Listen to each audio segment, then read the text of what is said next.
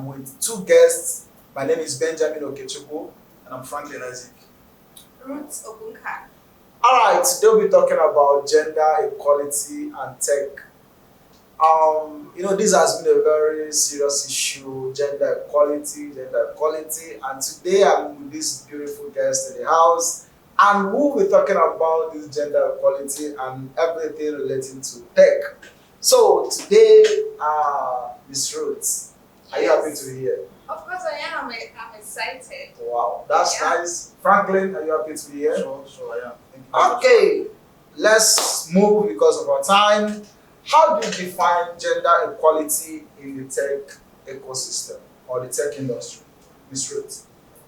Okay, first, right, I'll just look at gender equality from a non-tech perspective because it cuts across. Gender equality is giving equal pay to both men and women. Then let the work that women do not be less than the men because they feel our bodies are weak, and let the pay not be less than when the men and the women are having the same equal work. So gender equality is basically treating people the way they deserve to be treated. So that's how I view gender equality. And in the tech space, I feel gender equality, or rather I believe gender equality is not sidelining women because they feel that there are some areas of tech that women shouldn't even enter in because they feel women cannot comprehend some complex tech concepts. And then gender equality also in the tech space shouldn't be a case of women should be paid less than maybe other tech bros. So gender equality means a lot of things to me depending on where you come from and then the angle that you come from. All right, that's nice. Mr. Franklin, your own terms, how do you define gender equality in the tech industry? Okay, thank you very much. Okay, gender equality in the tech industry has to do with giving both parties the same regard, right? So when you run a company and then you have male and female staff members, you give them the same regard. You understand? You give them the same privileges. You allow them to express themselves just the same way. That's what I think gender equality means in the tech industry.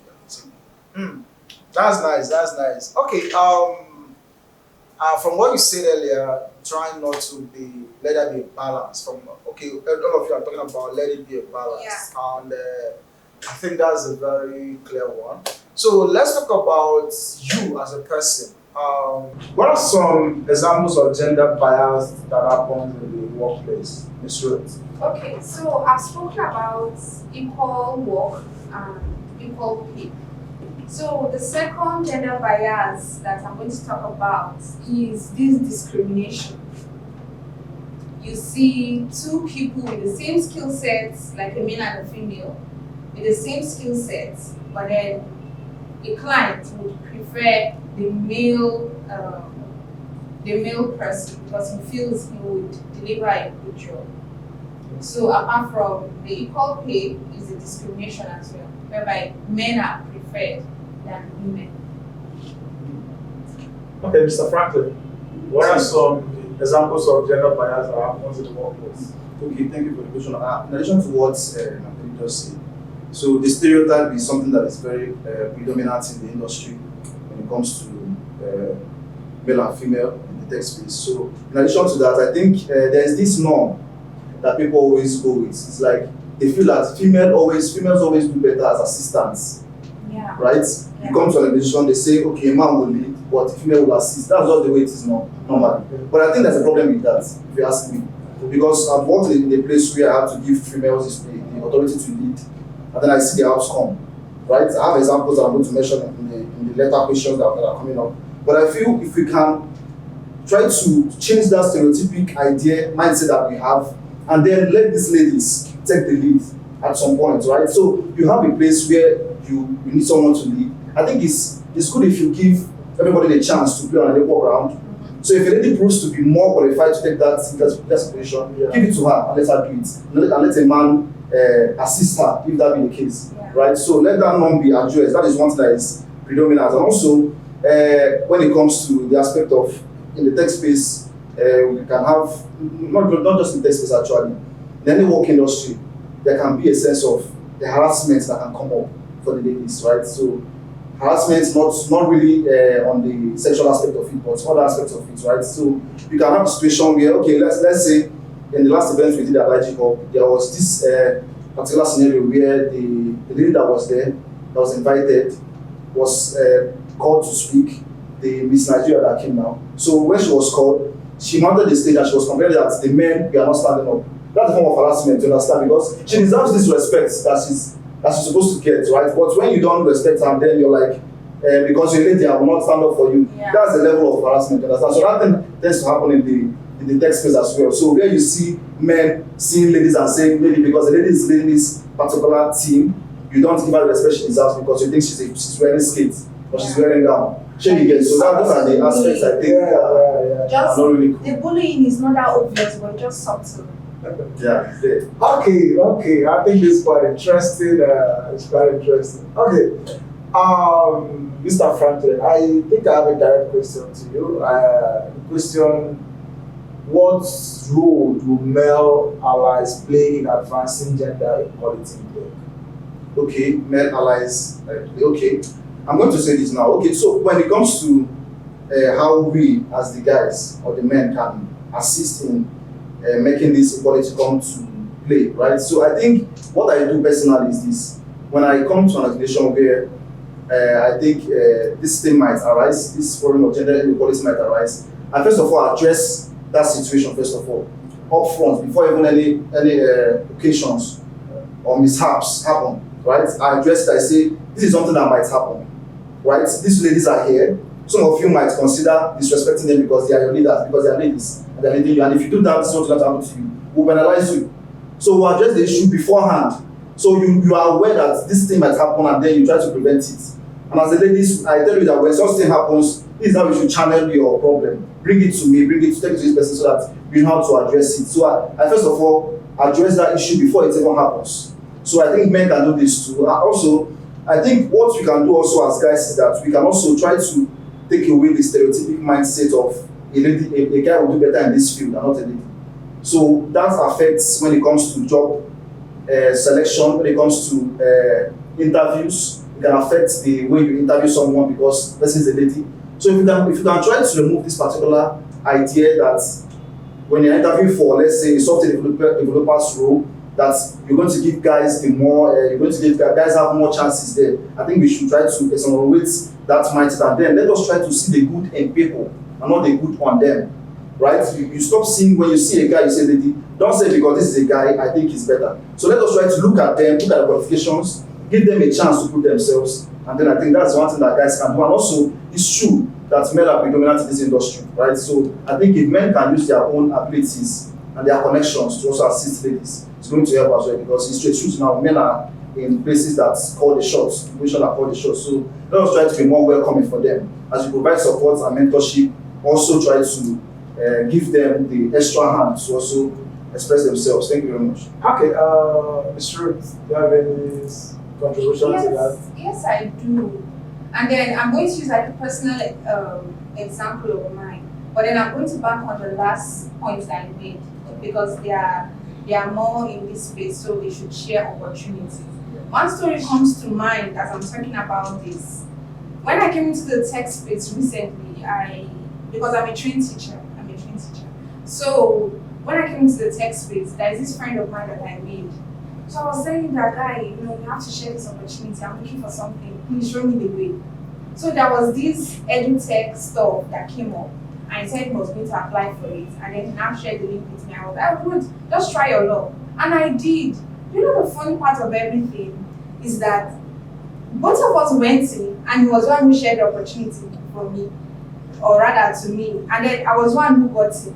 And he himself, he didn't. I know he felt bad because, we've spoken about this stuff. You shared an opportunity with me, and then both of us were banking on the fact that, okay, we are going to come in, and then we'll do this job, and then we'll get whatever it is that we're supposed to get.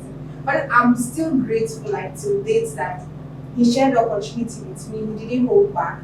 And then despite the fact that incident happened, it didn't still stop me from really sharing more opportunities with company, and then that's one way that male male figures can really play an ally in this gender equality stuff. And they should also give us referrals, put in a good word for us. They should not say, just put in a good word. Just say she's amazing, she's good. Okay, that's very nice. I think the whole thing that being very clear, you made a very good point. But I still have a very direct question to you. Right? Okay. We've talked about some of the experience, but I still wanted to, if you can share any success of a woman or yours who have broken through these whole barriers, etc. Okay. So as I said, I'm from educational background. Then I'll share my own story because even though it's not that much, it can, encourage someone who wants to attempt. Yes, that's what I want to hear your own story. Who wants to attempt? So tell us your own story. That's why I say your story first. Me for one. When we always talk about tech, I'm someone who doesn't like anything connecting me with science, maths, anything that has to do with numbers. Oh yeah, yeah, in the text. I know, right? It's very funny. Okay. So when I was hearing about tech, when it was making the wave during COVID and that, people were saying enter tech, enter. I'm like, this tech, what are you talking about? But tech is the I know, yes, okay. but then I was saying this tech, what are you talking about in this tech? And I was then hearing website, developer, graphic. I'm like, where will I start from? I think this is a very good encouragement to all the ladies. Mr. Franklin, I want to give you a question.